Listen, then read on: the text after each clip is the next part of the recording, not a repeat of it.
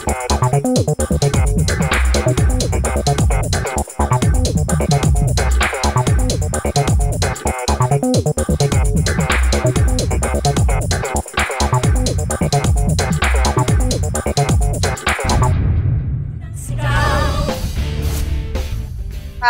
po sa mga magulang at nakatatanda, kailangan po ng patnubay ng inyong mga anak at mga bata dahil sensitibong balita po ito.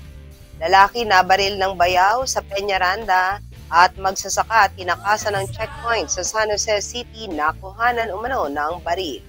Arestado ang dalawang sospek na nahulihan umano ng mga baril sa magkahiwalay na insidente sa bayan ng Peñaranda at San Jose City, resulta ng pinaigting na pagpapatupad ng Nueva Ecija Provincial Police ng gun ban para sa 2025 national and local elections.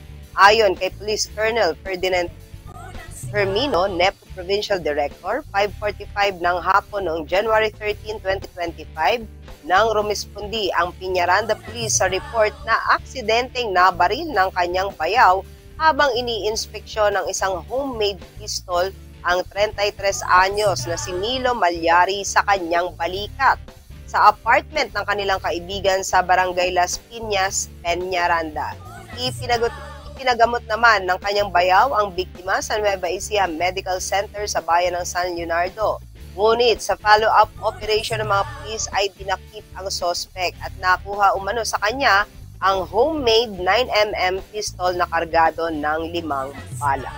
Samantala, alas 7 naman ng gabi ng parehong petsa nang baliwalain ng 34 anyos na magsasaka na residente ng Barangay Homestead 1, Talavera, ang Comelec checkpoint sa Caloocan, Pamanaksakan Road sa Barangay Caloocan, San Jose City. Nang dumaan siya doon, sakay ng kanyang minamanehong Honda TMX 155 motorcycle. Dahil dito ay tinugis siya ng mga pulis at nakuhanan umano ng isang homemade caliber 38 revolver na may 5